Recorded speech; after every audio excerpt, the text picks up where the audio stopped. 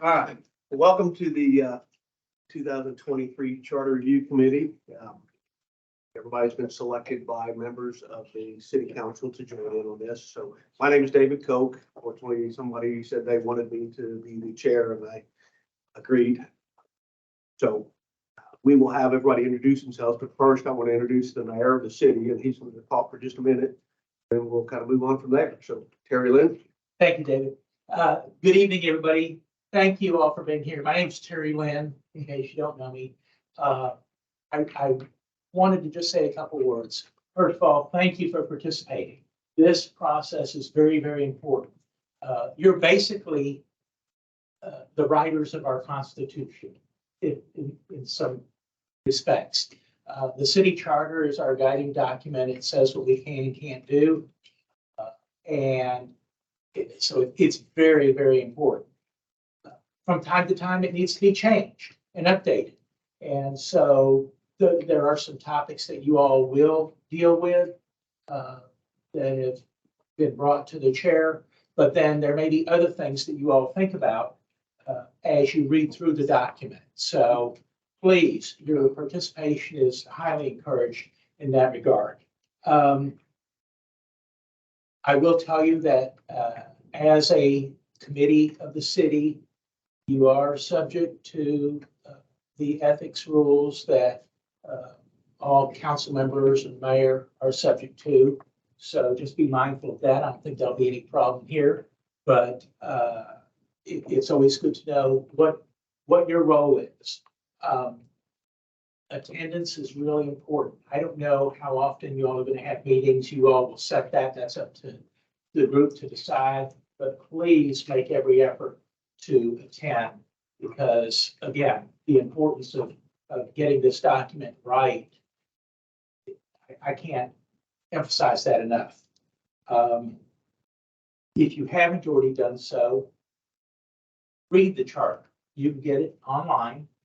And if you have problems falling asleep, read it at night. I guarantee you.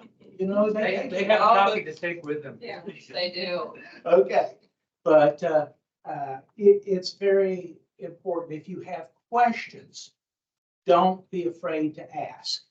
David's former councilman. He's been on our charter review committee. I've been on charter review committee. Stacy and Aaron, excellent resources here. Stacy is city secretary. Aaron's the assistant city secretary, or ask Pete Smith.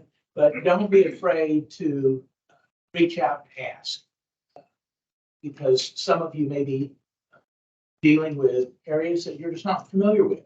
So again, thank you. I appreciate your service, and we look forward to seeing what comes out of the committee. Thank you, Terry. Thank you. So just so everybody knows, the city staff and attorneys, we have Aaron and we have Stacy down close to Terry. And then to my right is the city attorney, Pete Smith. Pete has been city attorney probably since about 2008, 9, Probably. somewhere there. It's getting a long time. Thereabout. So I've seen you a few times. yeah. So Pete knows the processes inside and out, and he's a very good source for us. And we have the ability to ask him questions or whoever's here from his firm and ask him for information along the way. So, but what I'd like to do is start with kind of an introduction. Have everybody just give a little information about yourself. Start with your name. I know we can read the names, but start with your name and then give me a little bit of background information and try to insert something fun or funny or interesting about yourself. So to break the ice, I'll start. Again, my name is David Koch. I was born in Farmers Branch 60 plus years ago. I've done 3 tours of Dorothy. I've left and I've clicked my heels together and come back 3 times. I went to Austin, went to Virginia, went to California, and came back in 92. And I've been here ever since, raised 3 kids, now 22, 24, and about to be 28. Married to the same woman for the same for 33 years now. 2 tours of duty on city council, 2 tours of duty on charter review, and then 1 tour of duty on the redistricting committee, which redistricted or redrew the lines for the districts for the council. So been around and know a little bit, but I don't know it all. And that's why we have a whole group of people, because we get different perspectives and we need different perspectives. So I'm going to start on that end. Pat. Oh, I thought you said. I didn't have things. Go. My name is Pat Lang. I am a retired. I have been retired about 4.5, 5 years. I'm married. I have a son. My work prior to retirement was in working with large organizations implementing different programs. I just wrapped up the COP program, the Citizens on Patrol program last week. So if you all have an interest in our police department and what they do, please, I give you great information. They're absolutely fabulous. The training is fabulous. So it was a lot of fun. My husband and I have just built a new home, moved in. We're trying to do landscape. And the funny thing is, I think Mother Nature is laughing at me and thinking that I'm a real fool for trying to put in trees and bushes in all of this heat. So we'll see how that plays out. David. Do we get a pass card? No pass cards, and you gotta tell us how to pronounce your name. I'm better standing. It says David Niemer. I go by Scott. I was gonna ask anybody. Part through. I started the funny thing. I did the same thing to my son. I was a single dad from the time he was 6. And I named him David Aaron Niemer. He goes by Aaron. It continues. My wife and I have been in Farmers Branch since 2019. Snuck in right before the housing market got really nuts. Like looking down, I don't want to, I'm tired. I don't know if I have much to offer, but I'll listen. Any questions? Let's get the nickname of Scott. That's my middle name. Oh, okay. Got many other long names. Nicknames? Too many. Alistair. Yes, my name is Elisa Johnson. Everybody calls me AJ. Born and raised in Louisiana, but I've been here 36 years. Been in Farmers Branch 17 years on Richmond Road. Live right next door to Mr. Dodd. 3 adult daughters, 2 dogs, and I babysit my daughter's Frenchie a lot of times, so handful. I love Starbucks and football. And football right here. And he doesn't like to look at houses, but I show houses for a living. I'm a real estate agent. Do us a favor, say your first name again. Elisa. Elisa, that's AJ. AJ. Yes, AJ. Yeah, but every once in a while I try to do first names. Sorry. Mr. Reynolds, Mr. Reynolds. AKA Wayne. That's good. Yeah, Wayne Reynolds, been here a long time. Born in Miami and part of the Great Western Migration in 1960. My father had one of the better insurance agencies in town. We've been in Farmers Branch pretty much the whole time, other than the almost mandatory 3 years in Colorado when we were in our 20s. Three kids, 2 daughters, 1 son, 2 grandkids. Retired from commercial real estate business in various forms, finance, and started a new career pretty much 2 or 3 years before I retired in the addiction recovery field. I work with parents in a group called PAL, Parents of Addicted Loved Ones, which is grown from 12 meetings 5 years ago to 200 meetings nationwide. And I do what's called life recovery coaching as well, working with addicts and with parents, case management. Good. Veronica. Hello, I'm Veronica Vallejo, and my family and I moved here in '94, so we've been here for a while. I have 3 children, all in the school district. One just graduated from Turner. And I am in the civil litigation field. So litigation's my jam. You go by Veronica. Yes. About Eric. You go by Eric? I do go by Eric and some other things we won't mention. I'm 77 years old. My wife and I were in East Texas because we've got 2 daughters who live in Dallas, and we moved back here to Dallas 3 years ago to chase kids and grandkids. I was in banking for a while, and I also was in the retail business for a while before I retired about 15 years ago. And I'm happy to be here and looking forward to the experience. Thank you. Brenda, I'm Brenda Broderick. This is my husband, George. We've been married 41 years. We have 2 children. The daughter's married with 2 kids. Our son's married with 5 kids, and they may have more. Live in the Northeast Austin area. Been in Farmers Branch 27 years. Love to do things like National Night Out, host people at the house. So just been involved in various ways throughout the years. I've enjoyed Farmers Branch and looking forward to working on this committee. I'm Kevin Caldwell. Been a Farmers Branch since 2015. We're already on our second house in Farmers Branch. We've got a son that lives down just north of Houston with 2 grandkids. Retired former business owner, and love messing with the grandkids and being outside. Pete, would you like to say something about yourself? Sure. I'm Pete Smith. I'm city attorney, and I was born in Providence, Rhode Island. I was a military brat. I happened to be passing through Rhode Island at the time. Want to text tech guns up if there's any raiders here. Welcome. Oh my God. Been how to keep an Aggie in suspense? Didn't tell me. I'll tell you tomorrow.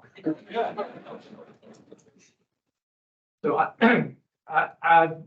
our firm represents cities. That's all we do is represent cities. And so I've been through about maybe 20 or 30 of these charter reviews for different cities. In fact, a few years ago, Richardson set the limit. They had 84 propositions, and the public approved 84 propositions. It was a record in the state of Texas for that many propositions to amend the charter. Hadn't been amended one tweak before that, but not since probably 1956. I have 3 grown kids. I have 4 grandkids. I was in the military, retired lieutenant colonel, so if I outrank you, please salute. And I'm here to help support you and answer questions. And David will talk about the process a little bit, and then I'll add a few comments on that. So I'm happy to be here. Jeannie. My turn. Yes. Jeannie Clark. My husband Jerry and I moved to Farmers Branch from Carrollton in 1989. We've been in the same house ever since. Raised 3 boys. They all graduated from Turner. One of them managed to graduate from Tech. Jerry graduated from Tech. Yeah, the other 2. Managed. Yeah. It's a party school.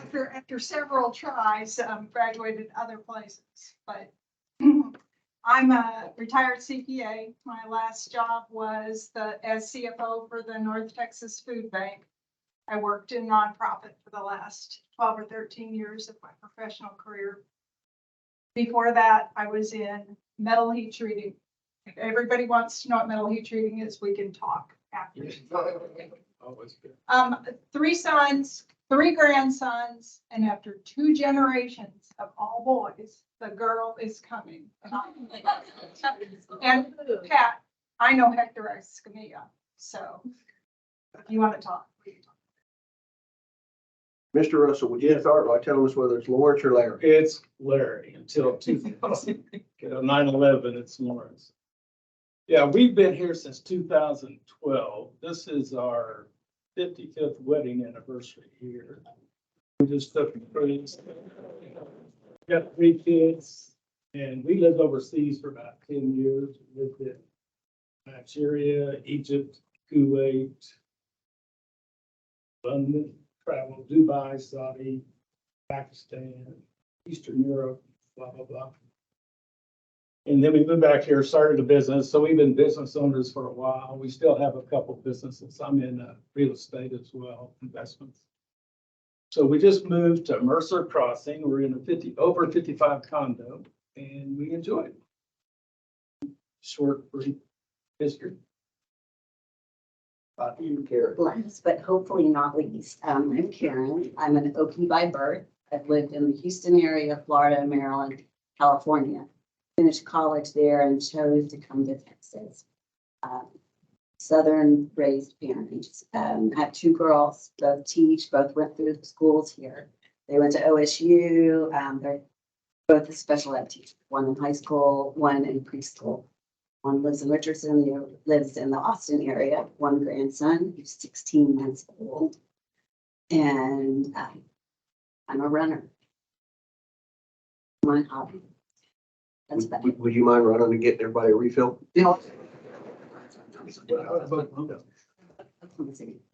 I spent 10 months there. My dad was in the insurance business. He traveled and I spent 10 years in the insurance business, followed his footsteps, got to retire, was very active in school and church. And then went to work for the district for 10 years as a bookkeeper in high schools. And then retired again. Tracy, how about, fill us in. Stacy Henderson, I am city secretary here. I've been here just over a year. For that, I came from Lucas. I was there for 7 years. Born and raised in Illinois, but I've been in Texas for over 30, so that counts, right? And my son just graduated from Texas Tech, so and gainfully employed, so we're very excited about that. Civil engineering. Great. All right, Aaron. I just came from Lucas as well for a short time. This is city secretary. Before that, I was in Wyoming. This is my Stacy. It's been really awesome. I also have 3 children. They're still young, so 2 in high school, 1 in middle school. Thank you for sharing with that. First, let me kind of back up a little bit.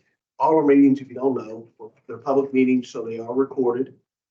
They are not being broadcast live at the moment, but they will be broadcast at some point in the future, near future. But just want to let everybody know that the meetings are recorded and will be broadcast and are available to the public since we're public, we're part of the city. So otherwise, housekeeping wise, if you've got your cell phone and it's not turned on the silent mode, please do that. The last little exercise we had was really important. I hope you paid attention because now we get to use that because we need to select a vice chair. Let's do our oath of office. Do oath. Yeah, I guess I'm jumping out. So let's do the oath of office. Pete, do you want to read it off and do it, or Stacy? Take care of it. If you stand, raise your right hand, please. Yes. Those of you, And you should have 2 pieces of paper, one of your statement of officer and then your oath of office. So if you could please sign both of those, and I'll collect those at the end before you go. For your oath of office, if you can raise your right hand and repeat after me. I state your name. Do solemnly swear that I will faithfully execute the duties of office of Charter Review Committee member of the state of Texas and will to the best of my ability preserve, protect, and defend the Constitution and laws of the United States and of this state. So help me God. Thank you. Congratulations to the vice official. make sure you sign both of them while you think about it. Yeah. So let's take 30 seconds and sign if you don't mind.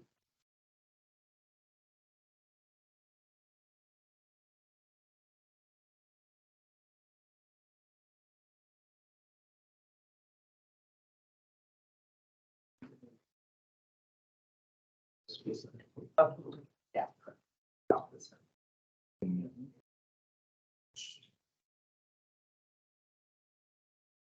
So it's Lucas Highway up Sunny We're all their Christmas card lists. Yeah. There will not be any Christmas cards. I figured that. That's right. Remember that Lucas also. Oops, I signed. It says that you're not. I have to work with his colleagues over there. Right, I know. From the 12th. Stacy, you have a question?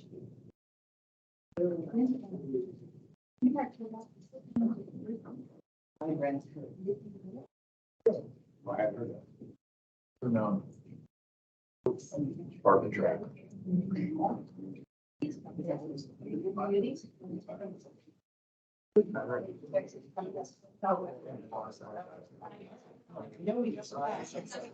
this one's yours too. That's what I took it. You're gonna say, I don't know what to. I was just. There, those are small. Too scared to be a big. Anytime that you need a comfort break, get a sandwich, water, feel free to go and come back. You do not have, you do not have to have permission. It's free to go. All right, has everybody completed the signing of the forms? Thank you. All right, so now we need to nominate and elect a vice chair. So I'm going to open the floor to nominations at this point. I said Pat. Okay, so we have a nomination, first nomination of Pat Link. Pat, do you accept the nomination? I do. I nominate Kevin. Okay, Kevin, do you accept the nomination? Yes, I do. Okay. All right. We have a second nomination, Kevin Caldwell, and I have another hand over here. Yes, please. Okay. I'd like to nominate Jeannie Clark. Okay, Jeannie, do you accept the nomination? I do. Okay. Do we have any other nominations? All right, take a motion to close the nominations. Do we have a second? Second. So moved. How about votes on all in favor of closing the nominations, say aye. Aye. Opposed? Motion carries. Nominations are closed. So now I'm going to give you like 30 seconds to a minute to say something to sway the committee in your favor. Pat, we'll start with you again. Start with me. Okay. I've always worked under the premise that if you want something done, you give it to a busy person. So I talked a little bit about some of the things I'm involved in. I'm also a registered nurse. I keep up with my license. I'm a swimmer, and I am fostering kittens, feral kittens at the moment. So, and sending them on planes up to the Northeast because apparently they don't have enough kittens up there.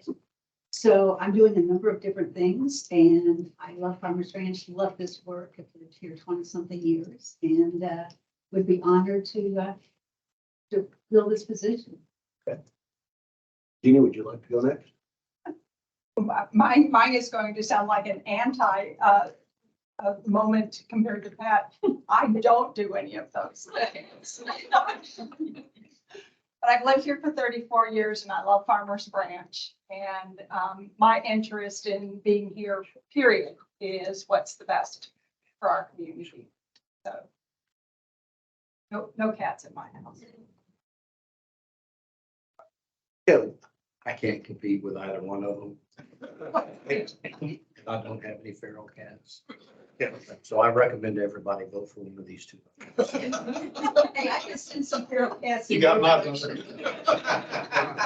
So you're probably wondering, what does the vice chair do? The vice chair runs the meeting in case David's not here.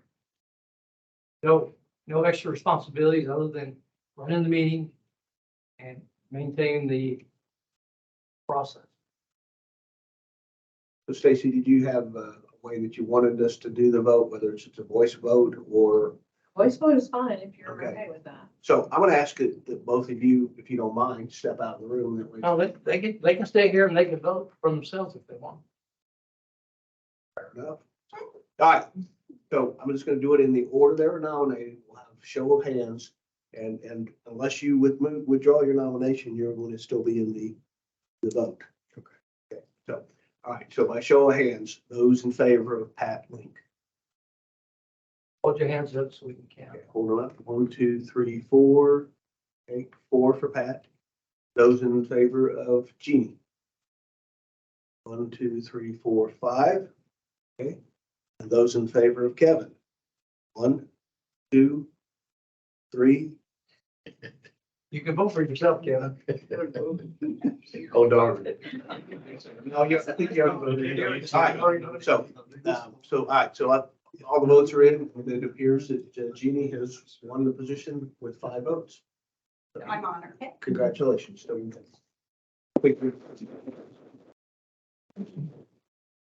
Nothing ceremonial other than congratulations. All right. So now we'll go on kind of an overview, and I'll give a quick one, and then Pete really will probably fill in a little more. But as Terry said, we're here to vet the issues that the city council has come forward with to consider for the charter review, for changes to the charter. If we deem them appropriate, after we discuss them, we'll vote on them and make a recommendation that the city move forward on those. You correct me if I'm wrong, in the course of this process, if there's an issue that we see that might be valid for recommending to the city, even though it's on the list, we can add that to the list. That's correct. So we're not hamstrung or limited to simply what they say, because in the course of this, they're expecting us to use our judgment. They value our opinions, and they part of it, this is, we're not in the thick of the fight and what goes on at City Hall and all the chatter they get day to day from all the different citizens. So we're in a little better position to sit and talk about it and deliberate it and not feel like we've got a faction over here that's saying you got to do this and somebody on the other side is fighting them on this. So we're in a good position to really dig into it, vet it. There is no limit to how much time we can set on it, other than we have some set meetings. I'll go through the schedule in a minute. And then we have a hard deadline that the council needs to vote on what changes they will recommend for the city to vote on. Our hard deadline is October 31st. We have plenty of time in the process. Chairman, can I ask a quick question? You bet. The world I come from is all about confidentiality. So doesn't sound like there's a confidentiality issue here. We are free to visit about what goes on in this meeting anytime we want. Well, let me talk about that. Yeah, please. Because we're subject to the Open Meetings Act and the Public Information Act. So we can't meet in numbers less than quorum to discuss that which you might be voting on or recommending at a future meeting. So that doesn't mean that one and two of you can't talk about things. But the whole point is that we don't want you to meet in numbers less than a quorum to arrive at a consensus on some future action. So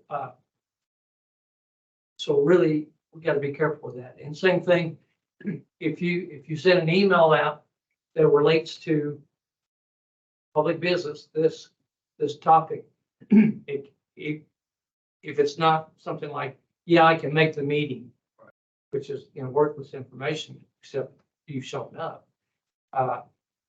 If it's more than that, then there's public information. So we have to know about that. We have to have it copied into our server. So we get a request from a citizen saying, I want copies of all the emails sent by Wayne regarding the charter. And so you don't want to mix your private with your public comments. Like, did you hear the one about the lawyer? By the way, I think we got to do this to the charter. So it's not just your emails, it's your text messages. Oh, yeah. So all of that is subject to disclosure if somebody were to submit an Open Records Act request for discussions between members. So what I always recommend is be very minimalistic in what you communicate between each other, unless you're in here in the meeting itself. If you have questions, then I'd say it's best to go to direct them to Stacy or Aaron, or if you think they're significant enough, to Pete. I would not send stuff back and forth between each other unless you are just religious about not going beyond talking to one other person.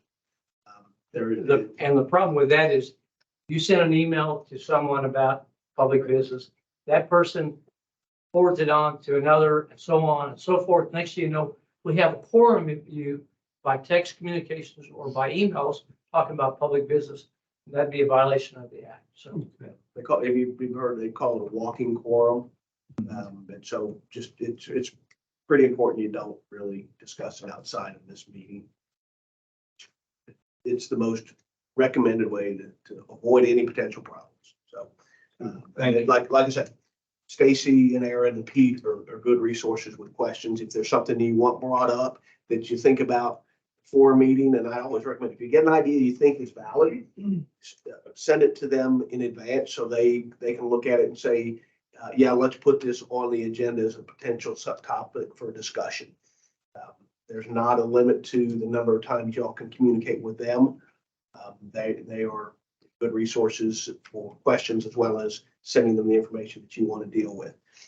As well, throughout this meeting process, we can ask Pete or his firm to get us some information. Typically, we can ask more or less for research of like, and it's one of the things we'll ask is other cities, how do they do certain things relating to voting? So Pete is accessible, you know, always in the meetings. If he's not here, there will be an attorney from his firm sitting here. So his firm is open to the discussions. We just need to go through Pete or Aaron or Stacy on that, but they're. And if you want, Municipal Code Corporation has a website. You may be familiar with it. You can go to it. You can look at the charters for a whole bunch of cities. But I will tell you that this charter has been scrubbed quite a few times. And so, except for some of the issues that's been raised by the council, there won't be a whole lot of things that need to be cleaned up, except there are some changes in state law that impact elections and a few items like that that we'll bring forward to you. But for the most part, this has been scrubbed quite a few times because we went from page 1 to the end several times. Just by way of example, the first time I was on the committee, it's 2 committees back. We corrected a lot of little typos and grammatical issues that were, they had no substance, but they were things that just needed to be cleaned up. And then we had a bunch of substantive issues. We added for instance, a provision when we were forced into single member districts. All the districts are really tied to the census data. So in the last session, we added a provision to the charter that was approved by the voters that after each census, there was a committee set up to review the census data and make recommendations regarding whether the lines for the districts needed to be redrawn or redrawn. And that was something we just did after the 2020 census. We wrapped up in late 2022. Yeah. And finished that so that it was implemented in time for the May 2023 elections. So that's one of the more substantive changes we've made along the way. So it can be great insignificance to great significance in the way it goes. So it may be that somebody comes up with an idea that is very significant that we end up adding and deciding whether to recommend it. So we've got an open plate outside of what's on the city council list. Okay. Any questions about that so far? Okay. In terms of the schedule, Stacy, I believe, sent out an email that had it, but it looks like we're scheduled to meet twice a month. Next meeting is scheduled for July 26th and August 9th, August 23rd, September 13th, September 27th, October 11th if needed, and then the final presentation of council is October 31st. Given the list that we have, I don't anticipate that we'll probably need that many, but you never say never. In terms of the meeting format, every meeting will start at 6:30 or 6. The meals will arrive at 5:30 or pretty close to 5:30.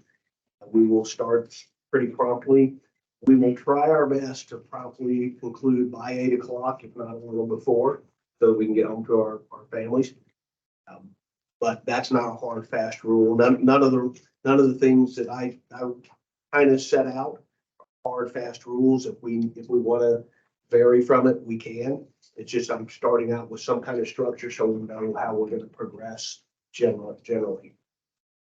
City Council has come up with 8 issues that they've stated or identified. They're in the packet of information that has been given to us. And as I look at them, there are 3 of them that I think are very related. And my recommendation is going to be that we tackle all 3 of those as a group. And it doesn't matter whether we start with those or we finish with those. We do them somewhere in between. The rest of the issues are independent issues.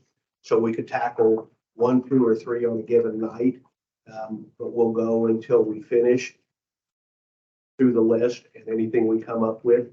Quick question I have is there anybody that has vacation plans that we can kind of project ahead that we might have a problem with a quorum going forward? In a quorum on this one, we got 13, so we have to have at least 7.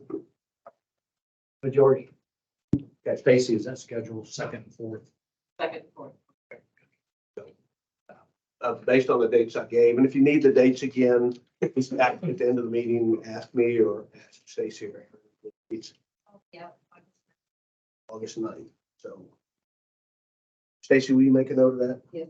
Is anybody else going to be out anytime that they know? Well, okay, all right, so it looks like we should be good on being able to come with a quorum to do our business. In terms of our discussion structure, again, not a hard, fast setup, but it's kind of a guideline, is we'll go through an individual topic.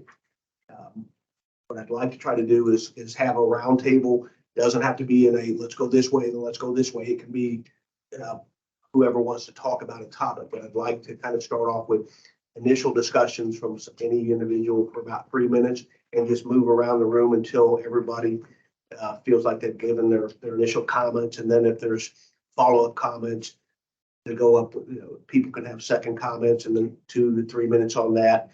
And then if, when we're finished with the discussion on the individual issues, we'll put it to a vote. It'll be a simple majority. And if we vote to recommend, it'll be vote to recommend it or vote to not recommend it to council. I don't think there's any other options unless there's we massage it and we change it a little bit. So we may recommend to present it to council with this change. So we have that leeway and that authority. So on the items that I think should be grouped, and I'll go ahead and tell you which ones. The review, moving city elections to November opposite presidential election year. It's number 1. Number 2 is staggering the council terms to allow city elections to be held every other year. And number 4, consider 4-year terms for city council members. I think those are so intertwined that we need to consider those as a group. So my thought is that we discuss each one in sequence 1, 2, and 4 before we vote on any of them, because there may be a lot of so inextricably intertwined that we need to have that complete vetting of all 3 before we're in a position to take a vote on whether to recommend them or not. Then we'll take the vote in the order that they're on our list, unless for some reason during the discussion we decide that's not the best way to approach it. So, and again, anywhere in there, if there's new ideas or issues we want to present, we can so.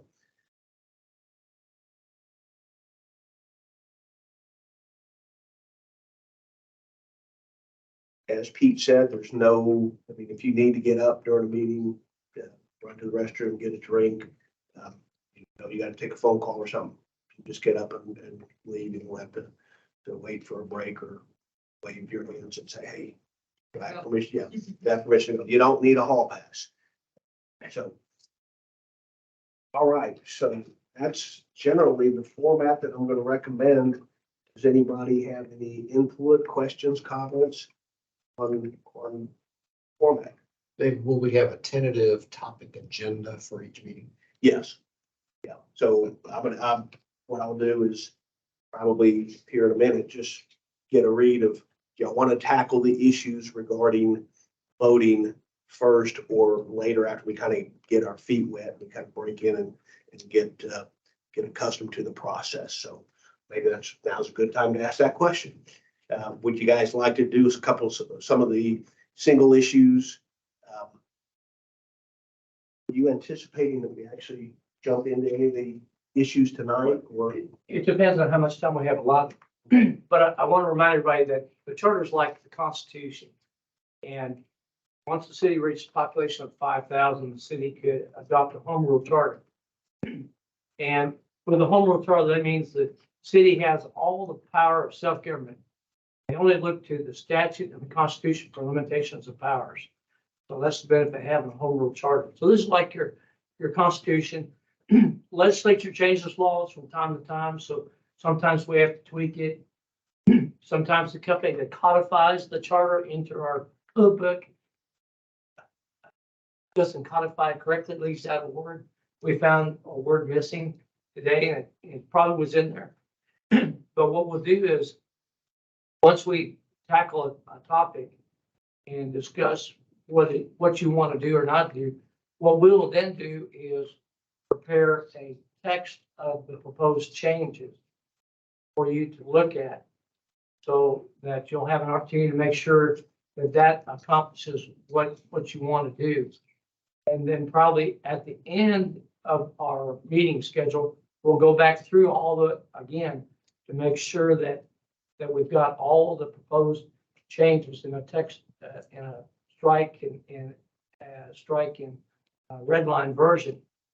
Because your report will be to the council, will include those proposed recommendations, if any. And we may not have, there's been occasion where a committee has said, well, I think they ought to consider this, but we don't really have anything. So your recommendations can include something like that. We think you ought to consider this, but we don't have a specific recommendation.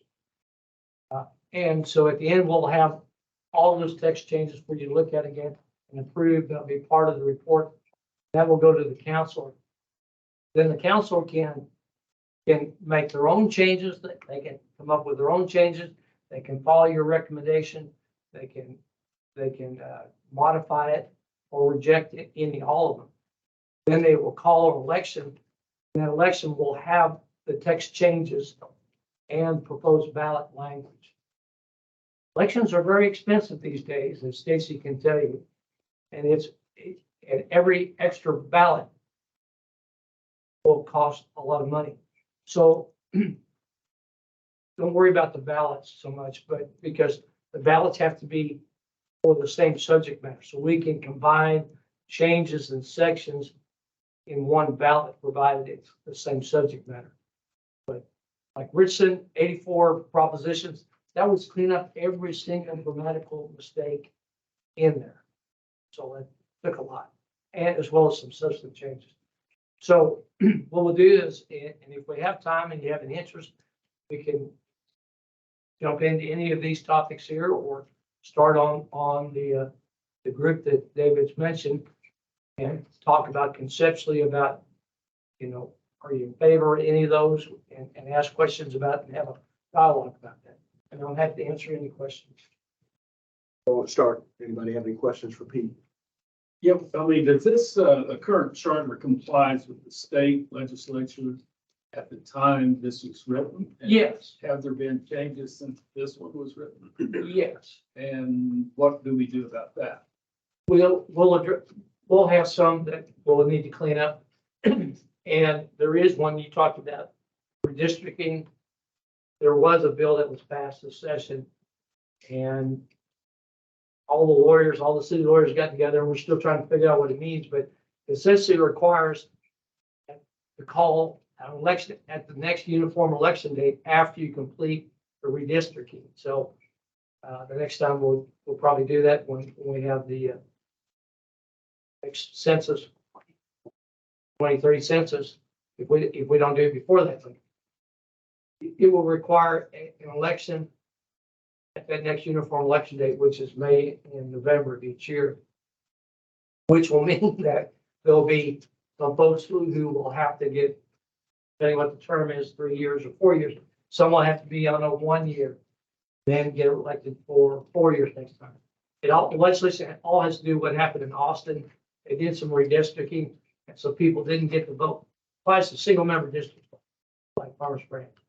But in Austin, they had some folks in single member districts that they get to vote for their council member for like 6 years because of what happened. So it's complicated, but that will complicate the paperwork. But other than that, there's just some minor things.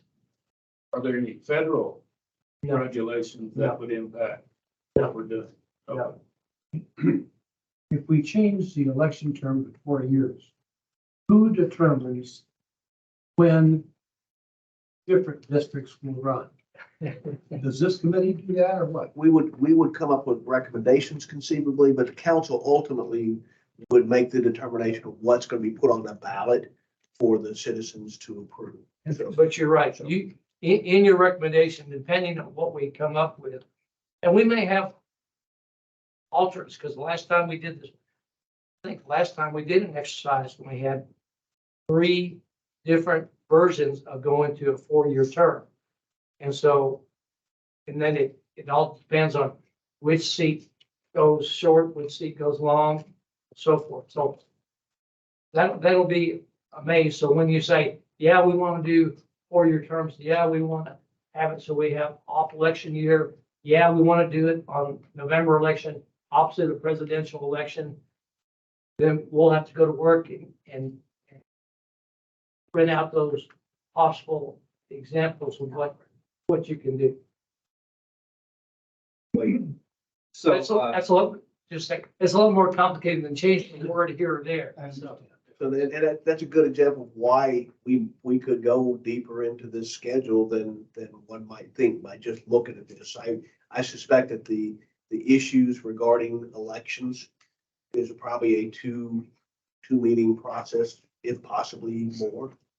Because there's a lot of nuances and trying to figure out the different permutations of which the right way to do it if you're going to sequence 3 elections every other year. So we have fair representation and we have fair voting for everybody. So there's But we can make recommendations to the council as to what we think would be fair and equitable, right? Yes. right. And so hopefully, because they'll be looking for that. And so there may be different variations of that process that, we like option number 1, but here's some other options.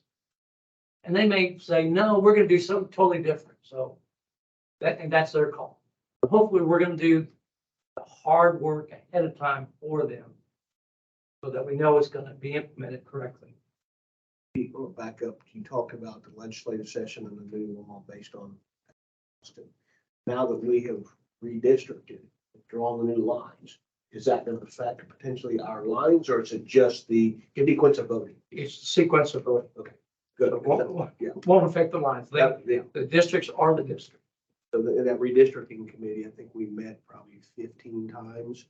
We made some recommendations to the council. They vetted it themselves. They kicked it around. They said, hey, guys, we'd like you to come back and meet a few more times and consider these things that we looked at and this potential map that we looked at. And ultimately, we did that and came up with a variation. And I think we went back and there were 3 versions of maps that we were all comfortable with, but I think it was put them in an order of our preferences of 1, 2, and 3. And ultimately, Pete, did they vote on number 2 or number 1? I can't remember. I'm pretty sure it was they voted on number 1. At least it got done. Yeah, it got done. Everybody was not happy. And that just happens. Right. So I don't anticipate that any of these issues, the type that we get acrimonious. We might have some spirited discussions and debates, which is always healthy. My job, Pete's job, Stacy and their job will be, hey, if we see that it's time we need to back off and take a break, we will. But I don't really anticipate anything like that. I think that looks like we got a good group of folks that are able to share their thoughts and their ideas and be receptive and stuff. So do that. All right. So I saw that hand first, and then I'll go that hand. Okay, if we're talking already about these elections, I'd just like to know what are some of the pros and cons of a November election compared to a May election? What are the advantages and disadvantages of the November election or the comparison?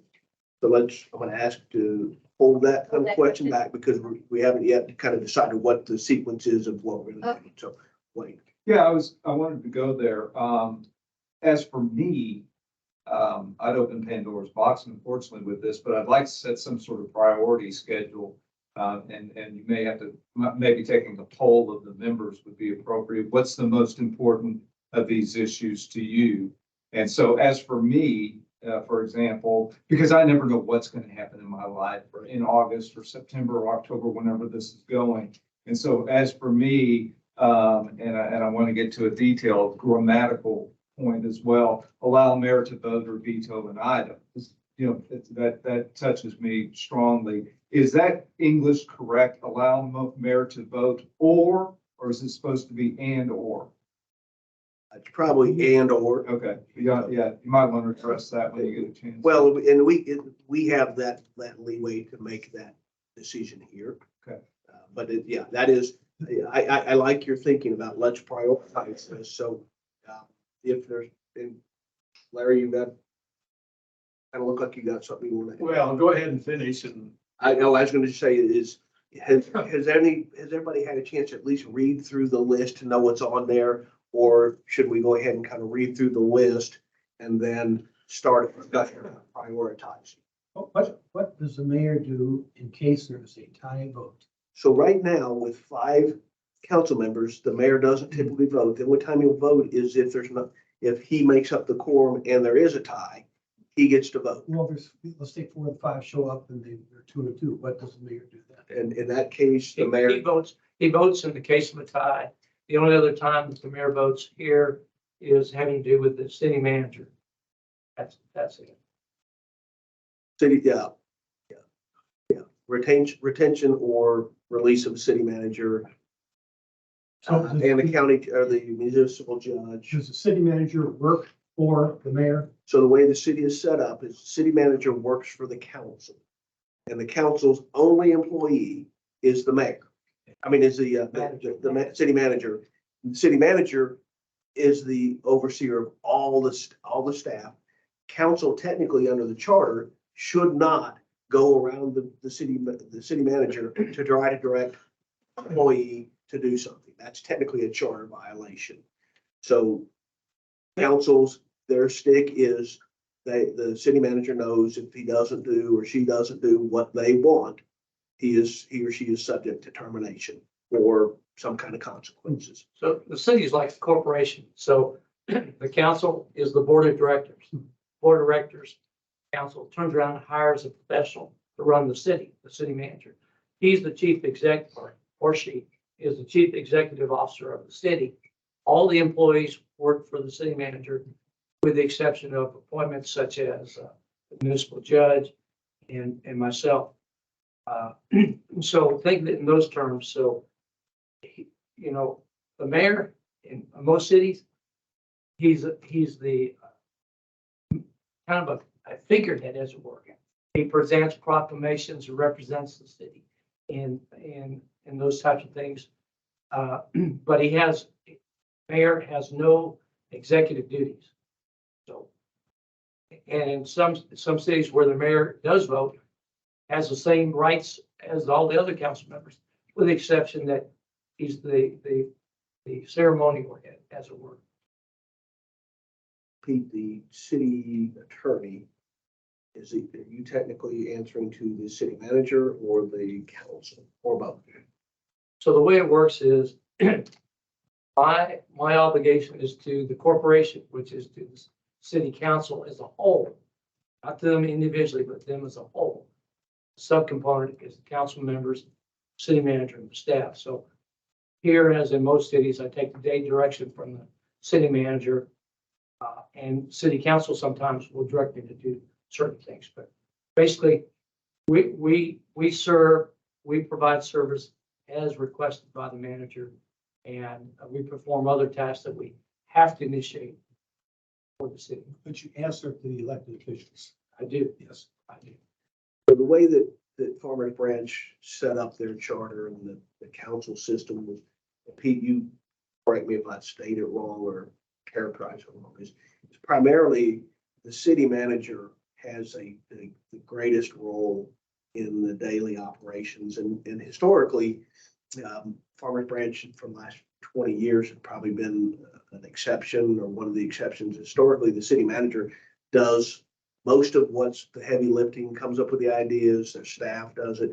Council is there, they have the meetings, they get the recommendations, they vet them and they vote on them and approve them, but their council typically aren't terribly progressive or active in a lot of the cities. Maybe that's changing some, but back in 2005, 6, 7, Farmers Branch Council got a lot more active in the operation of the city. And so the council has been at least on par with the city manager, if maybe more progressive and aggressive on how the city moves. Council approves the budgets, and the city manager prepares the budgets and approves or proposes them. But Yeah, so the council's like the policymaker. They approve the budget, set the tax rate, I hire the manager and say, here, manager, here's the amount of money you can spend. Now go forth and implement our policies. Through the board of directors. Board of directors, exactly. Our mayor has historically been, like Pete said, the figurehead, but the personality of the mayor, the background of the mayor, his ability, his or her ability to communicate and sway people can have a tremendous effect on how much power the mayor wields. But generally, the mayor doesn't really have a big stick they walk around with. It's Typically, the leader of the council tries to help get the council to go in the right direction and make, as you see, the mayor runs the meetings, maintains the decorum of the meeting, but his position is same as the other council members, and he doesn't vote. So. And, trying to give you as much background on how the city, because we passed the charter in 52-ish. So we've had it for 70 plus years. We'll probably have a 75th anniversary going on. But that's just historically how we've been. I don't know if I've covered most of the bases. If there's other questions that I've kind of opened up, please jump in and ask them about just the way the city is structured, the council is structured. Council meetings, the quorum is you need 3 of the council members to be there. A majority vote, if it's only 3, is it a 2-1 vote? Quorum's 4. That's right, quorum's 4, that's right, I just read that. So then you get quorum's just the majority of those voting.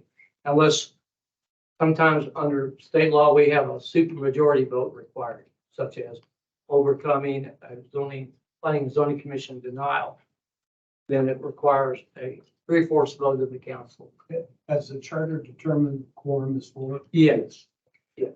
It's normally the majority of the body, Yes. but in this case, the charter says 4.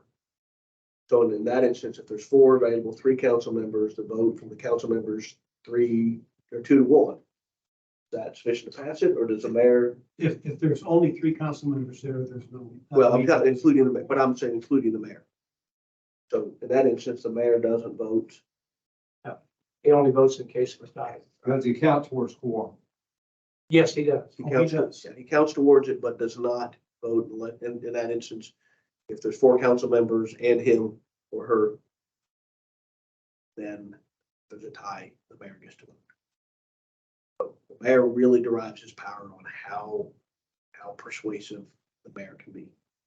How well she can build the factions that are needed to get something. Relationships. So wait a minute. Yes, relationship. Have a vote, but he's counted as part of the quorum. Yes.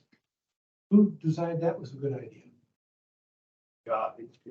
Must be. I think, as far as I know, it's been in the charter probably at least 30 years. My deceased partner may have written the original charter many, many years ago, so he's gone, and so I can't answer those historical questions. So. Okay. It's just, yeah. But it was to make sure, you wanted to make sure that you'll have enough bodies there, because without a quorum, they can't meet, can't take action. So it makes sense that you'd want to use the mayor towards the quorum so you could have a meeting. Only if you can vote. no. Well, I'm sorry, that's just Yeah. where I'm coming Now, from, if- but I understand. Well, and we have the ability to make recommendations to provide changes along those lines. We don't have to, but we have that ability. We have the ability to make recommendations that you have a much stronger mayor position, and we have the ability to say, you know what, for 75 years, it has worked, or maybe somebody looks at it and says, man, it's been a disaster, and it's time to be persuasive and see who you can recommend or get on your side to say, we recommend a change. So And if you allow the mayor to vote, then you get 6. that's gonna be, That's the that, problem. so that's another one of those, when we get into the details, You have to- we'll say, what problems can we run into if the mayor gets to vote and there's 5 council members and 1 voting mayor? We could have a lot of ties. So those are the kind of issues we're gonna get to dive into and try to figure out how, if we like that, how do you get around that problem? And then you layer that with veto and you've got a real quagmire. I know. So, if y'all are comfortable with the list, that we don't need to reread it, maybe I'll just open the floor up to a discussion, or first, is everybody comfortable with it? You want us to establish?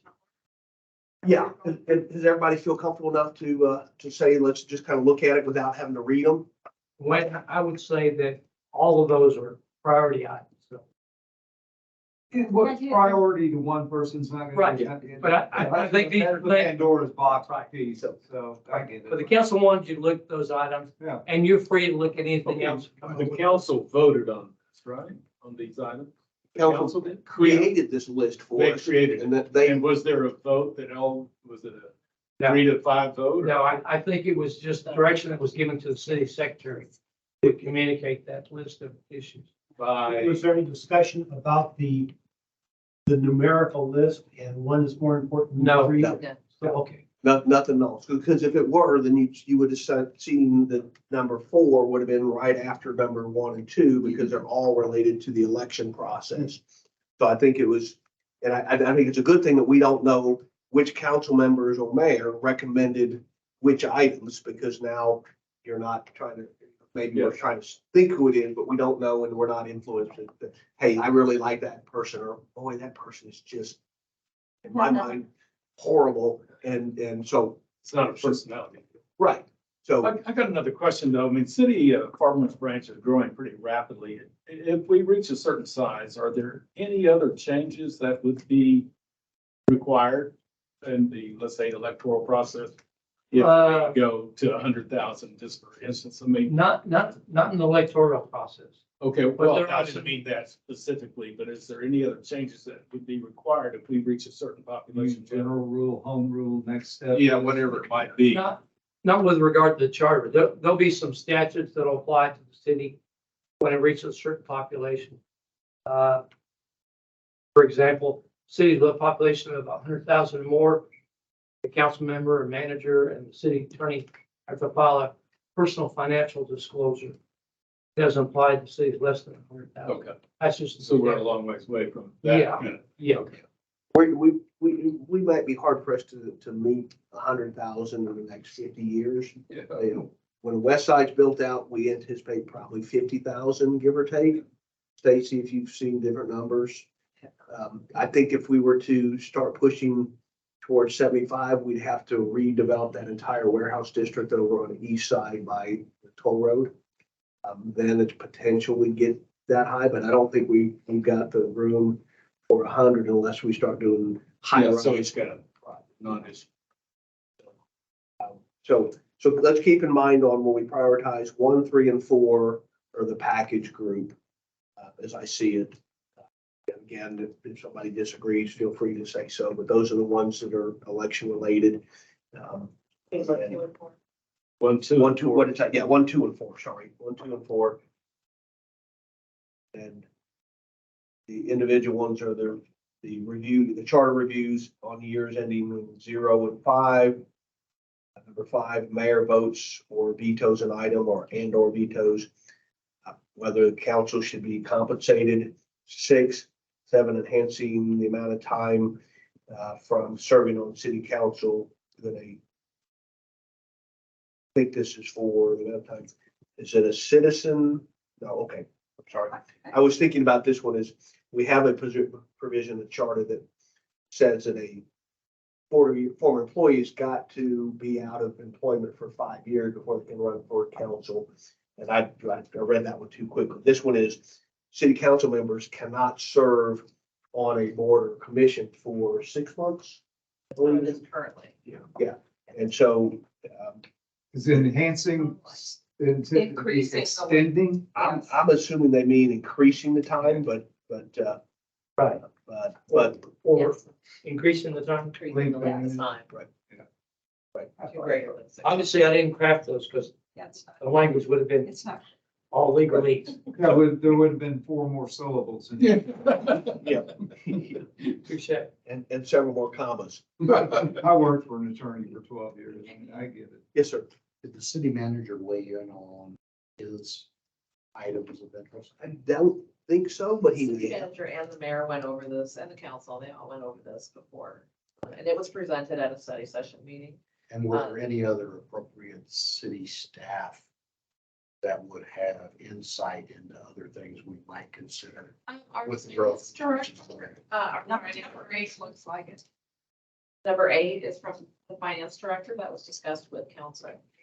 And we'll have a few cleanup items too. Nothing as complicated as 1, 2, and 4. and 8 basically is just that we have an audit that's required, and this requires the audit to be presented to council within 120 days end of the fiscal year. So that is the list of the 8 topics. Why don't we open the floor for discussions on prioritizing this? So One question before that. If we as a group here have other things that we want to add, like number 9 or number 10, when do we bring that up? Or I would suggest that at any point in a discussion, especially if it's germane to the discussion, feel free to bring it up, or either at the beginning of a meeting, you'll slip me a note saying, hey, I want to bring up a topic, or at the end of the meeting before we close out, unless we're trying out a hard close. Raise your hand and say, hey, I'd like to throw a topic out for further consideration. And if it's between meetings, send it to Stacy or Aaron or Pete. They'll disseminate it to us through the next agenda packet. I'll put it on the agenda. Yep. So Stacy is still somewhat limited in what she can send out to us, or can she send stuff to us as long as we discuss it? Yeah, she can, and so can I. So if you have questions, you send to me or you send them to Stacy. I'll send an email blast answering the question and tell you, don't reply, don't forward, don't discuss. Here's answers to the question. So we'll make sure everybody has the same information. Please don't reply all. Right, and we're harp on this because we can actually, not us individually, but the city can be brought into litigation if things aren't done according to. So we just, Pete's been through enough of those. I've seen some of them. You'd rather avoid those altogether. So that's the reason we harp on it. It's not because we expect it to happen, but we want to make sure that it doesn't happen. So you understand. All right. So any other comments before we open the floor to prioritize? So why don't we just kind of open up freewheeling for,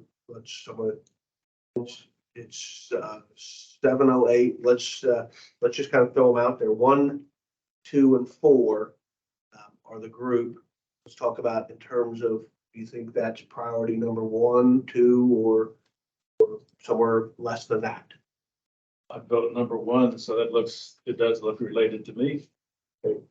So 1, 2, and 4 all related. Yes. Does everybody agree that 1, 2, and 4 look like they should be kept in a packet? yes. Anybody disagree?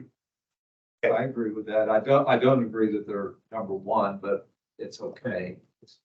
I don't consider them the highest priority. Yeah. No, I don't agree. either. It's just to get it out of the way. I think. Okay. That's what the easiest thing was talk about number 1. How about, let's kind of look at 3. Does anybody see 3 as something that is a real hot button, or is one that we can pick up at any point? You said 3 or 4 now. What? Number 3. Number 3. Oh, I see. Okay, I'm sorry. I'm scared of jumping around here. Yeah. So, Okay. Well, if we do a good job, I think three is great the way it is. That's 7 years before the next review. If you do a crummy job, then what are you gonna do? Well, the council can always, council on its own can always amend the chart. You can amend it every 2 years. 365 days plus 365 days, next uniform election day. Or they can call a committee back together and say, once you study it. So on 3, there's a nuance about that I'll bring up when we get into the nuts and bolts about it, why those 2 numbers may not be ideal. But again, it's not something that I think makes 5 not being ideal. 0, 5 not being ideal for a very specific reason for this city under single member districts. Well, So, because of yeah, the attachment to the census. Bingo. Yeah. But I don't deem this a high priority issue where we need to hit it first, unless it's just, we all say, hey, let's go ahead and do it that way. I'd go ABC and I'd put that as a C. Okay, all right. So then 4 is with 1 and 2. 5, allow the mayor to vote and or veto an item. One of the meatier items on here, so. Yes, Yes. it's important. If the little group of 3 is gonna be our first topic, I think this should be our second topic. And the group of 3 doesn't have to be the first topic. It's, so, all right, so, We were just saying it should be considered as a packet. I consider it as C priority too, personally, but I would put number 5 as A. does anybody else? I would agree with that. Okay. I agree with that. I'm good with that. All right, so it sounds like we've got a pretty decent consensus here. Is there anybody that really thinks 5 is just kind of a you issue and we can just pick it up at any point? Yeah. All right, so 5, we're looking at as being a 6, consider compensation for city council members. That's an A. It's an A. To me, B is what I was, Yeah, I think good it's- with A too. I think it's more of a B, Maybe unless the B. city council members are Maybe. really hanging on. Let's just make it a B plus. B plus, okay, got B plus. Enhancing the amount of time from serving on city council to serving on boards and commissions. So right now, if memory serves, and Pete seems to back me up, it's 6 months. You cannot serve on council. And there is one time that I am aware of that a former city council It's the other way around. Council member can't go on a board or commission. right, sorry. Former council member has to wait 6 months before they can join. a I board or think commission. that will take some input from elected officials and paid city officials. What do they think? We don't know. We want to know what their input is to help us decide what might be the best way to go. So will, They obviously want to increase that time period. You do? what was the reasoning behind that? Was there some sort of scandal working or what's the deal? no, I just think that former city council members can have more sway or influence. Because they've just been in that process and either they feel a lot more comfortable about knowing what's going on and they can be, I don't want to say overbearing, not the right word, Pete, you're a wordsmith, help me. More influential. More influential, there you go. Than More other, political. more political and has maybe more of a following, so they, so Okay, what are the key commissions like planning and zoning, I guess, is one of the biggies. planning and zoning, charter review. Board of Adjustment. Park Board, Historical Preservation Board. We have, how many boards? We have quite a few. 11 boards. So you got the senior citizen board or the senior board, the library board.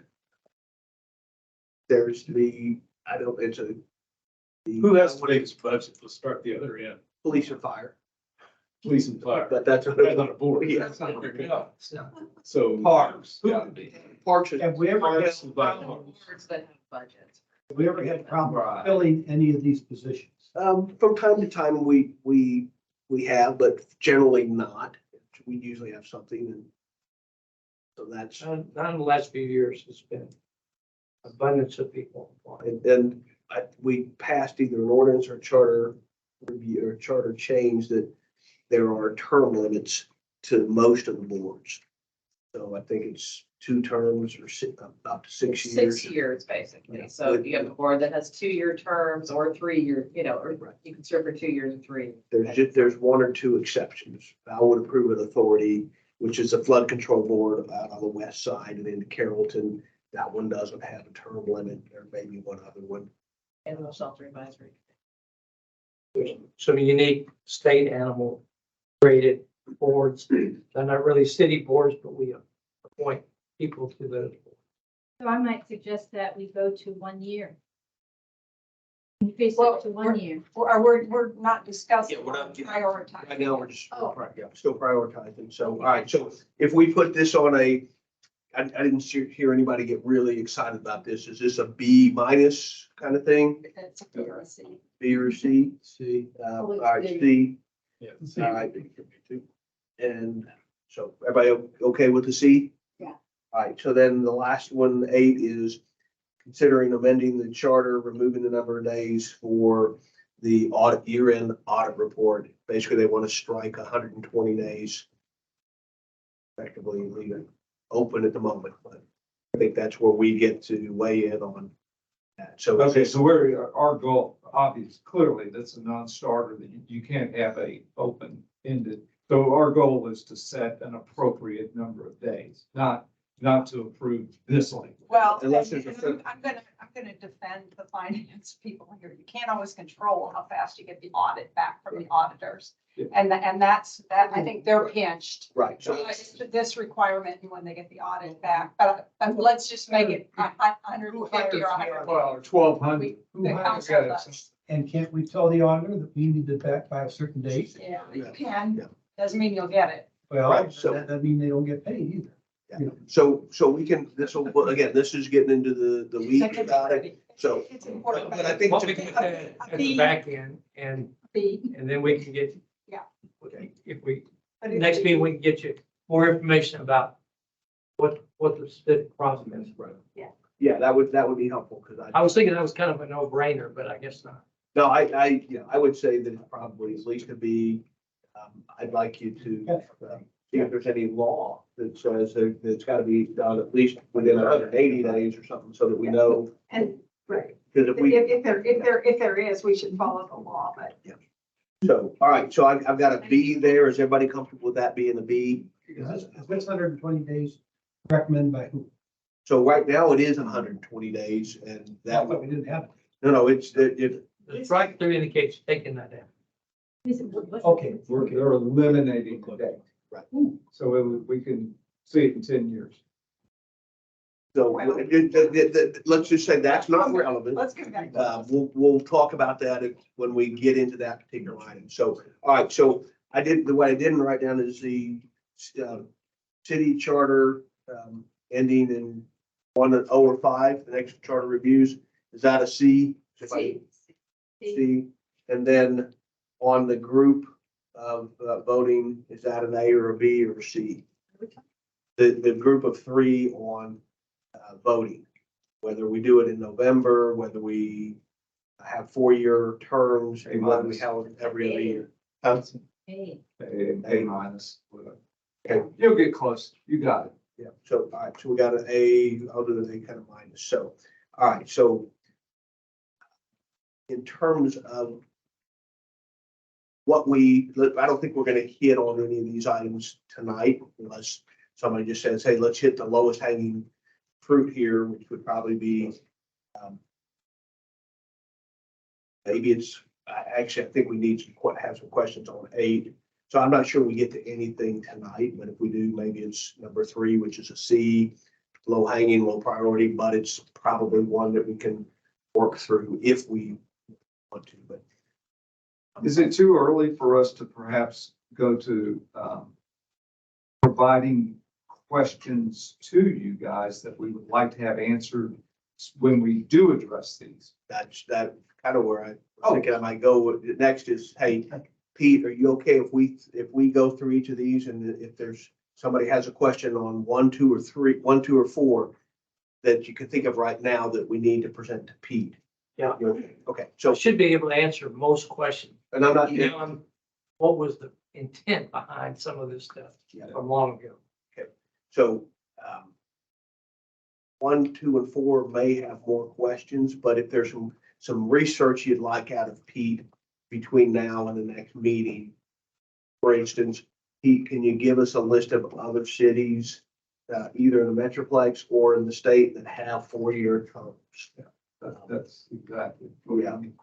And I would real quickly throw in our nearby, other nearby towns, who has a mayor that votes and who has a mayor that has veto power? You could research You that. probably want veto power because I think the only city here in the Metroplex is Coppell. I think, unless they changed the charter, I think the mayor does not vote.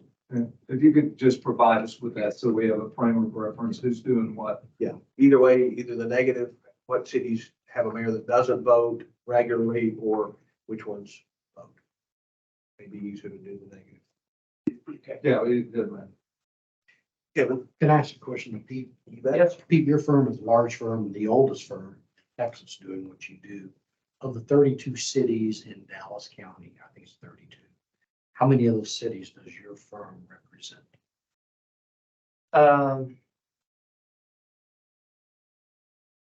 15 maybe. Yeah, I mean, and we represented most everybody at one time or another. You mentioned earlier that you guys have gotten together with other city attorneys and discussed things that were going on in various cities. Do we need to be concerned about there not being enough diversity in legal representation? No, I don't think so, because when I say other city attorneys, when we have some groups that we like to meet online and talk about things, and we go to CLE and we talk about different issues in that. And Texas City Attorney Association and others, another example, but I don't think you have any problem with diversity of opinions, because we're going to give you the correct answer, not a political answer. And that's why we have long tenure in a lot of cities. Duncanville was probably the first city we started representing back in 51, 52. We don't play politics, so sometimes we get fired because we get council doesn't like what we tell them. But that's what we do. And so we're skilled in that area. That's all we do is represent cities. And we're in tune with all the latest things and bad things, because there are a lot of cities sometimes councils will take action on some things that are questionable.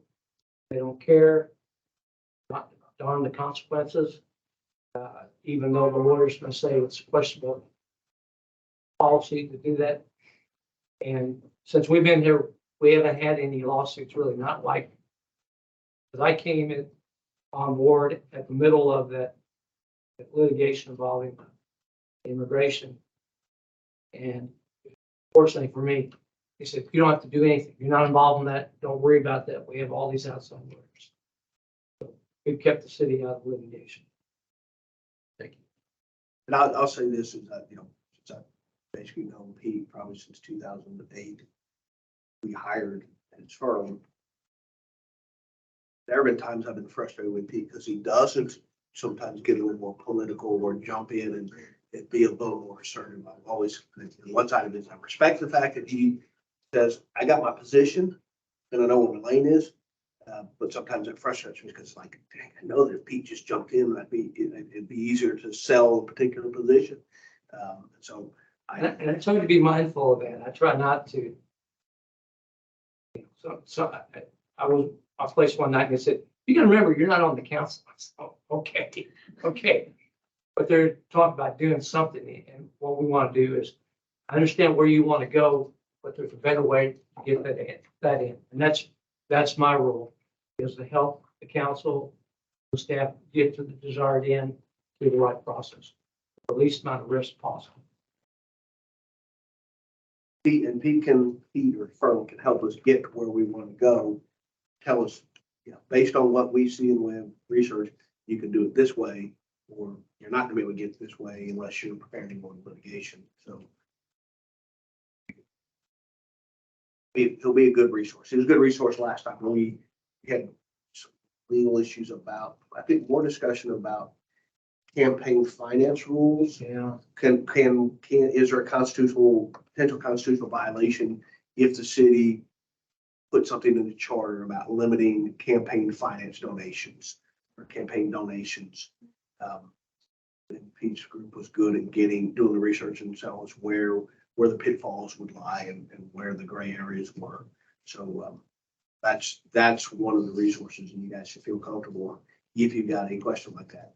Say, hey, Pete, can you answer this, or send a note to Pete or Stacy, ask them to do that kind of research for us so that we know from a legal standpoint, do we stand on good grounds, do we not stand on good grounds? Just factual stuff about what other cities do. He's going to be one of the best resources, or the firm will be the best resource on that. So So Wayne had come up. More questions? Let me do one follow-up if I can. Yeah. To leverage on the experience that your firm has. And it's kind of generic to the region. What are some best practices that you've seen that were not current? Actually, you've got the right mix. You've got 3-year terms. Here's an example. Richardson is still 2-year term.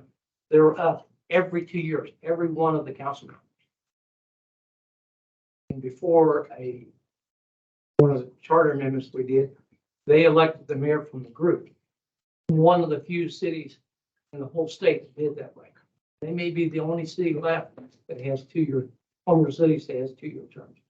So one of the best things you did many years ago was go to 3-year terms, because been on the council, you get elected, running for council, you get elected, trying to feel your way around, and next thing you know, you got to run again the next year. It takes about 3 years to get on there, get a good grasp of what you're doing, and then to be productive. So 4-year terms, some cities have it. I'll have to get you a list of that. But that provides any greater stability. Richardson, I try to get them to stagger the terms. No, try to get them a 3-year terms. No, we like it the way it is, all out or all in. But that doesn't provide much stability. Not much flow. No, and you lose all that transitional knowledge. And if I was a manager, I'd rather have 3-year terms or 4-year terms, because that provides some stability. I know what my bosses want to do, what the policies are, and it makes it a more stable government. So I don't think we have any practices here that I would say are not needed, best practices. Even with the mayor not voting, I mean, since I've been here, it hasn't been an issue. Sometimes I had to figure out, well, wait a minute, are you voting, not voting? Other than that. Other questions, particular to the 3 voting items that you'd like Pete to come back with some information on, whether it's legal or 5. My original question was, what's the advantages or disadvantages to a November versus a May election? So I think when we get into those specifics, I've got several I'll throw out, but I think everybody will have a chance to throw in what the advantages are.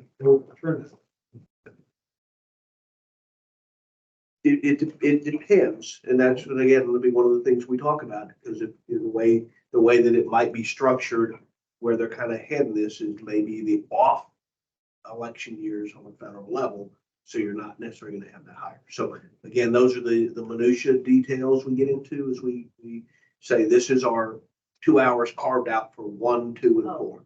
So all right. So other questions about 1, 2, or 4 for Pete? I think I would like to know the financial difference between each of these items, since elections are so expensive. So as we look at moving an election, putting it May, November, what the financial expense? Like I said, a lot of these we can answer tonight. There's really not any extra cost to the city one way or the other. Elections are expensive, whether it's in May or whether it's in November. Usually the cost of elections are spread among all the others that have an election. So if there's a bunch of people having an election in November, that cost might be less. But lately, costs have been high, regardless of whether everybody's having an election in May versus November. And occasionally we'll have an election for a bond election, maybe that would be in November, because right now the 2 uniform dates for election in Texas are May date and November. The legislature has been trying to push the last couple of years cities going to November election. They obviously want everybody to come out and vote at the same time. November when they all go. So Stacy, would you make a note to see if you could get the city treasurer who we hired recently, but if you can get either from Ben, the cost of maybe she'll have five elections. She'll have to. So that we can share that when we talk about these 3 issues. From May versus November. Well, Typically it won't be a market difference. So yeah, but I just whatever whatever our last 5 elections or 5 years, because there've been runoffs also, and maybe distinguish which years had runoffs, because that's going to add some to it. And we had a special election in 1 year, so we need to kind of wean that one out because that's a one-off. Distinguish between which ones had to use the Dallas Morning News for notifications and which ones were able to use the smaller local newspapers. That's just changed everything. That's our official newspaper, so we use it. It's always had. Yeah. Yeah, so, it's kind of off topic, but if you want something more update or better is actually going to the Dallas County website, dallascountyvotes.org, and get into the election results. But they're still pretty slow on their updating as well. That's a better source. Saw another hand over this way about information from the city. No? They are Scott? Probably the stupidest question all night. We decided on the days that we're meeting, I might have been drifting and watching, we're meeting on Wednesdays. It's the Correct. second and fourth Wednesdays. I just make sure you putting everything in order, but I didn't know if we had actually set meeting dates yet. So if you either ask Stacy or come to me, I'll give you the list of all the dates. Or I'll tell you what, you got a pen? Read them off now, or Stacy will. I'll remember. No, you. Second and fourth Wednesday. Second and fourth Wednesdays, which 6 p.m. means the 6 p.m. yes, 26th of this month, the 9th and 23rd of August, 13th and 27th of September, and 13th, 27th. of September, yeah. October 11th is the only scheduled meeting, and then our presentation to council is October 31st. July 26, August 9 and 23, September 13 and 27, October 11 and 31st. All right. So that was as to 1, 2, and 4 questions for Pete or staff. On item 3, review city charters in years ending in 0 and 5, starting in 2030. Any questions for staff or Pete on that one?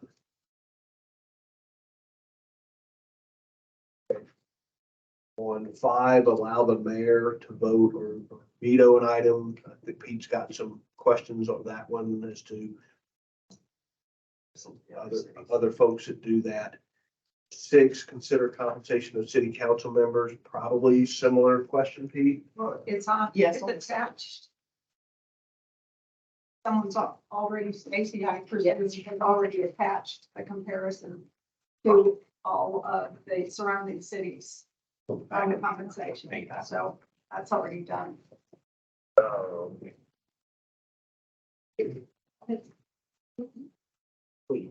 It's on the back, it's stapled to your charter. It should be on the side. It's the second page. All right, so, well, homework before that, as we get there is to read this one. So, Notice that it's. and that's this one. Okay, thank you. Reminder. All right, 7, does anybody have any questions for Peter staff on enhancing the amount of time from serving on city council to serving on boards and commissions? Going once, twice. Okay, none.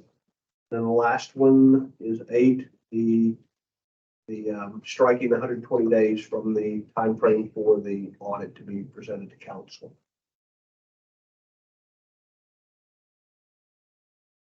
So Pete, my question would be, is there any enforcement vehicle if there's no date? Any legal enforcement? State statute?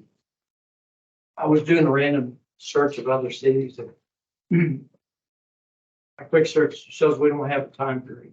Other cities about submitting the report. The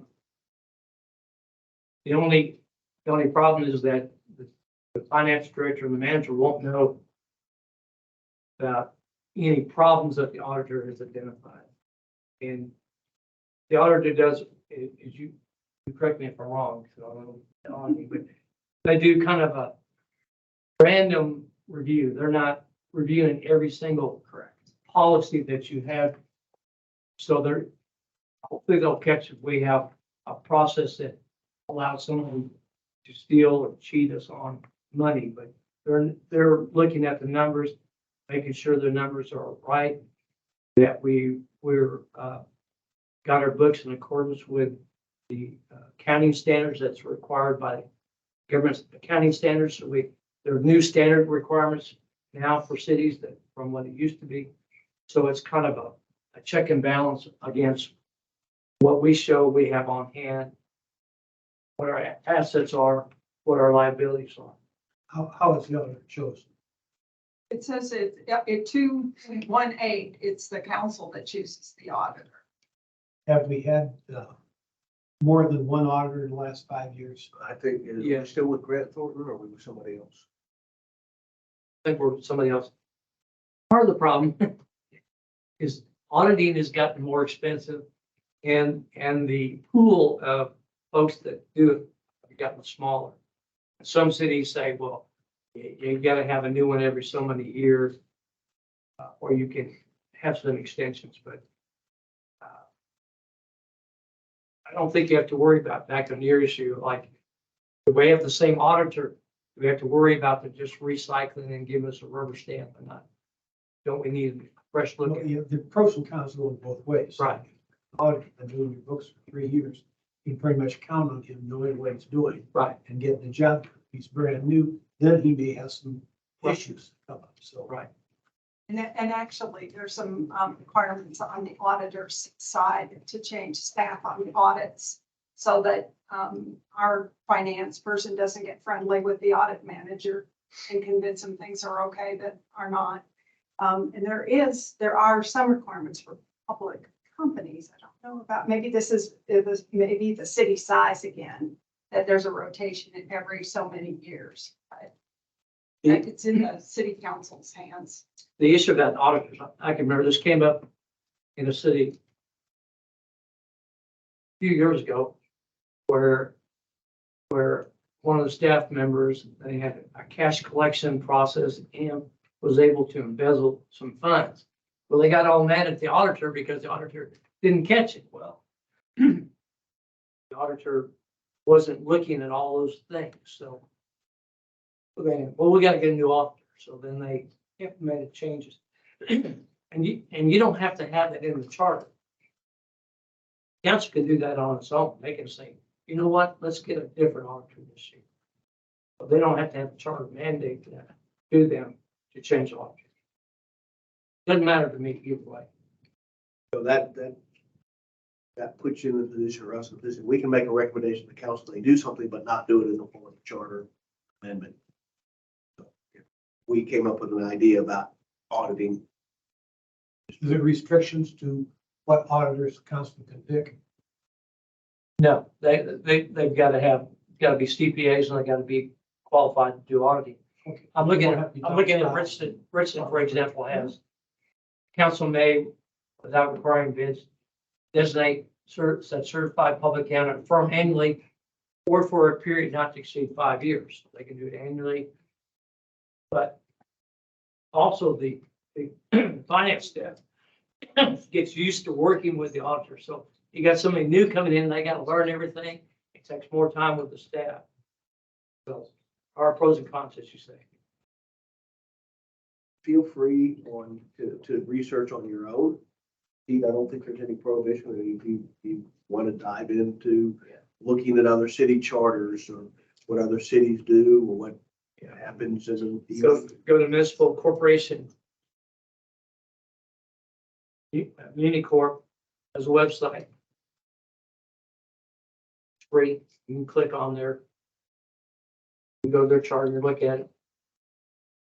Probably easy way to do it as opposed to Googling some city, trying to find their charter on their website. Some are pop up right away, others you gotta find. Right, other questions for Pete on number 8 or any of the others? So I have a question back to number 1. So whoever brought this up must feel that there's an advantage to making this kind of a change. So I would be interested in what advantage there would be as far as like percentages of registered voters who they think are going to come out So, in for this change, maybe opposite the presidential election. so So what would Stacy, be the advantages? So maybe Pete has, or maybe Stacy can pull that information as to what they might anticipate as I think percentages. yes, one of the thoughts is if we have a bond election in November, and also a council election, Right, there'll be more people participating. right. Because if you look at our elections here in Farmers Branch, you can see not a whole lot of people are voting. Exactly. So I think some of the thought was that if we have a November election, it'll get more people out to vote. Right. And I understand the more, and I think that that's very likely. I'm just wondering if they have an idea of, well, we would expect another 10% or another 20% or. so. I don't know that we have any data. So Stacy. Don't we have data as to how many Farmers Branch voters were at each election? Yes, We Yes. certainly have that for May, but we wouldn't, we don't hold November elections. We right. wouldn't So, have that. yeah, our elections are always going to be in May, and if there's a runoff in June. So what if you put, Somebody has that figures. It's nothing else would be Republican or Democratic Party. so Have what numbers? How many people voted in November So if you would, versus May in Farmers Branch? well, we've never, well, actually, I guess federal elections are something we can, we can get the turnout in November. So you can you can get archived voting or historical voting in Dallas County I can do that, yes. and get it, maybe do it for the last 10 years. And that way we can compare May and June elections, what the voter turnout is on a percentage, and then in the November elections over If the it's last off, 10 years. if it's off federal elections, there's going to be no voting in November, right? If there's, that's right. If there's, because federal elections, if I'm remember right, presidential elections are always in an even year, every 4 years. Senator every 6 years, but we get 2 votes every 6 years. And then the Congress is every 2 years. So they're on even years, aren't they, Pete? Right. So all federal elections can be the second Tuesday in November Right. of even number of years. But the state may have some constitutional amendments. They've got some that are coming up. As So, well. so I've got a handful of reasons just from the last time when we've looked at changing the election dates, and the last one that I'll be able to throw out when we have the discussion about what the advantages and disadvantages are. Mhm. Pete, do y'all, or Stacy, do we keep minutes from those old ones that we still have, and we might look back and see subjects of discussions about pros and cons of moving the vote from May to November? I'm not sure there'll be that detailed. I'll go back and look for my notes from that too, but I just off the top of my head, I can remember at least 5 or 6 of the topics of discussion, so I'll share those when we get into it. I have a question for Pete. Yep.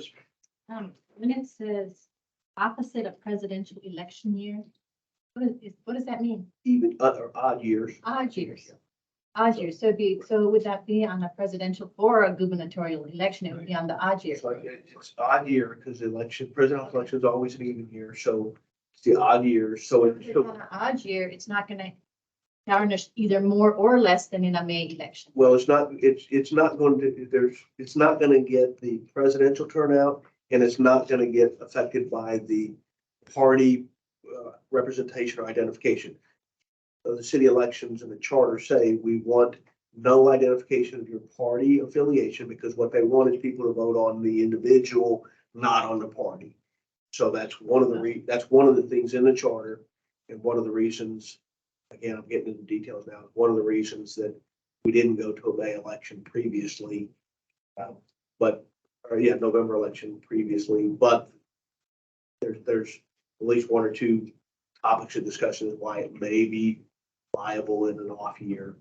Okay. So Thanks for the explanation. You've done a really great job of explaining all these things. The May, correct me if I'm wrong, most municipal, maybe that's not the word, school boards, I think, other smaller entities, if you will, typically go in May, correct? I think almost all do, don't they? Yeah, and so you get that synergy, if you will, of people getting excited about the school board, and therefore they're going to vote. So there is a potentially a better turnout in May than there is in November. There's All year. potential synergy is what, yeah. That would be the odd years. Odd year, whatever this Yeah. word is, yeah. So, Okay. and we've got some whiteboards and we can kind of take down and jot some notes and maybe do, if we need to, flow charts or whatever to try to vet it all out. That's why I think that's a two session discussion, maybe at a minimum, is because I think there's a lot of certainly permutations of how things could work their way through the system. Okay, I get it. All right, so for the next session, if you guys are okay with it, why don't we just hit those three head on? Make that the subject of discussion for the next meeting. Let's jump in with both feet, because I think we've seen that we understand our process and we understand what it is we're charged with doing. I don't think we need to get our feet wet. Three that you grouped together. One, two, and four. So they're all election related. And I'll do my best to pull out the notes from the last charter review so we can vet those issues. Everybody comfortable with that? Casey, do they have my email address? I don't think so. So if you've gotten an email from Stacy, I think Pete is always copied on that. I do, because we can't. We couldn't send that now because Okay. all the other emails are hidden. Okay, let me give you my email. That way, between now and whatever, hopefully not tonight. I gotta go home and watch The Bachelorette. I didn't get to see it. Oh, my, call it. It's P and then Smith at initials of the firm, N J D H S.com. November Juliet Dog Hotel Sierra.com. And just so I know who you are, go, hey, I'm on the committee, because they go, who is this person? NJD? NJD, dog. November Juliet Dog Hotel Sierra.com. Another silly question. Warren, Our question is, do they consider fillable hours? your question, if it has value, it can be. But I mean, you, Part of the contract. yeah, we bill on an hourly basis on the value, so there's no value to it. You say, where do I find this municipal corporation website? But we're not. I shouldn't say it, but I don't think the council's concerned with you're spending time on the lawyers giving you the answers that you need to make your recommendations. I'm not looking for any billable hours. I'm tired. But you don't turn me down either. Yes, I did. Oh, good for you. Yes, I did. Pete, I have a question. The demo Yes. rebuild program, the city is actively purchasing properties. I didn't see within the charter documentation, I may have just where that's permissible. And is there an addition we need to make to allow for that more clearly? Right. So it's not addressed in the charter, and it doesn't need to be addressed in the charter. State law allows cities to have economic development programs. And there's a constitution amendment basically saying the use of public funds, the loaning of public property, personnel can be made, provided there's public consideration. And the Constitution Amendment back in 1987 said promoting economic development is a public purpose. That's one of my areas of expertise. Doesn't have to be in the charter to authorize it. We have a program, we have policies we've adopted, and so not something you'd have in the charter. Because the legislature changes that all the time. Well, we're very specific in the charter about the 10 or 12 things we can do as it relates to acquisition of property. It just seems odd to me. It's a little different. We've excluded. a little different on eminent domain, condemnation, acquisition. Those are pretty standard powers that you'll see. If you compare it to other charters, you'll see it's fairly the same thing. And you want to look at some of the, not too big of cities, but medium-sized cities who have done charter amendments, because some out there haven't been touched in many, many years. That's a pretty standard list of powers in the city. And the second question I have is, as it relates to, we've talked about city council. We wanting to create some distance in participating. How about former employees and or council going to work for firms that have contracts with the city? Well, we can deal with not hiring a contractor or hiring a former employee. There are some restrictions because of the retirement system, but it gets to be pretty difficult. And we can have a prohibition. And I think we have some prohibitions about contracting with that. Well, I'm not sure I'm answering your question. Talking about a former employee being on the board. This is a non-compete clause issue? Yeah, if we get into that, those are, for the most part, unenforceable. Right. And they're used by employers to scare their former employees not to compete. And they will. But, Texas is a right to work state. And so we can say employees can't go work for another city. Right. And we can't say they can't go work for a contractor. We can choose not to hire a contractor because they have former employee. Right. Or we could tell the contractors, if you hire this person, you're gonna have to set up this kind of Chinese wall. You have to go through X or Y protective measures. So that's probably the best way to deal with those rather than What doing they do is just say, see you in court. They're not gonna have the resources that we are. Typically, it's not a problem with contracting with companies that have former employees. Because we either say that person can't work on the project, or we're not going to use you because you have this former employee and for whatever the reason is. It has not been a problem. I haven't seen that in the last 30+ years. Any other questions? Or are you guys ready to call it an evening and start looking forward to the next one? Next one. Well, yeah, let you guys answer before I go there. Any other questions, comments? I have one more, if you don't mind, and it may be a fast one, but it's a clarification. In section 7.02, the sentence in here reads, municipal elections shall be conducted by the appointed election authorities as specified in section 7.09. It appears that may be an erroneous reference because 7.09 relates to the oath of office. Is that something I'm missing there?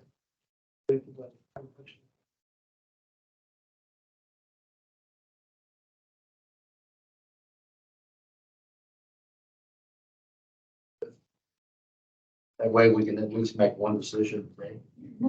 To put in the books. Yeah. That looks like it may be. Yeah, that one hadn't been tweaked. So put that on. Winner wing on chicken dinner, our first new topic. All right, so no more comments. Again, this is designed to be a free flow of information and discussion. So every meeting will have a lot of opportunities to talk. One thing we'll constrain is try to get done by 8 o'clock. So, all right, so we have a motion to adjourn. Have a second. Have a second by. That's 3 seconds. So, but Karen, I got to think Karen seconded that. So, all in favor of adjourning? Aye. Opposed? All right, thank you. No, thank you. That was very well done. Thanks.